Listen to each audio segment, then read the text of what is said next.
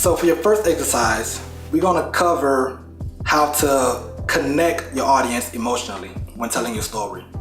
Now, I want you to actually understand, when telling your story to your audience, what is the number one conflict that your character in your story having? And also, how can we, add details to the conflict to influence emotions from your audience?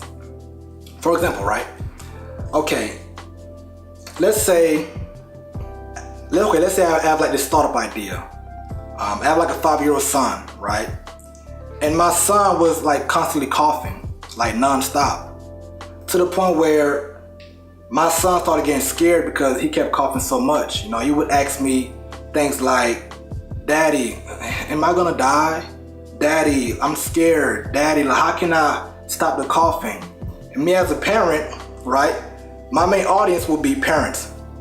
So I would take him to the doctor, trying to find a cure, trying to find medicines, and spend like a lot of money as well, trying to like solve my kid's coughing problem. But there was no solution to it. Now, as a parent, just hearing my kid like crying every day and talking about death, and he's only 5 years old, like I was like, I don't know what I can do, but I'm gonna try and do something to kind of stop that coughing situation. So from there on, I started buying different medicines. I started making my own medicine, and then I started doing trial and errors, trying to test it out and see what's gonna work, what's not gonna work. And after countless attempts, I made up this medicine where it kind of solved my kid's coughing problem instantly.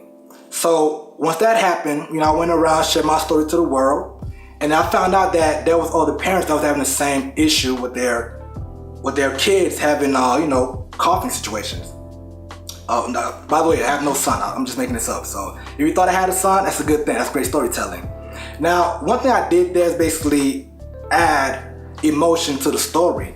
Because if you're my target audience, if you're a parent, no parent want to see their kids, or anybody's kid, matter of fact, coughing nonstop. Nobody want to hear a 5-year-old talking about death. So automatically, when you start hearing that story, somewhere in your heart, you felt the pain for me. You feel like, man, I hope the kid survive. I hope the kid don't die. Yeah, he's going to the hospital, to doctors, and trying to find a cure. There's no cure. What's going to happen? What happens next? So I kept the audience engaged. I also described the conflict I was having, right? And also connected that emotionally. And at the same time, at the end of the story, I said, okay, here's where I came to the conclusion. And also, here's how I solved that coughing problem that my kid was having. Or at least my makeup kid was having, made-up kid. So that's one thing about how you can connect the audience to your story on a much more sympathy, emotional level.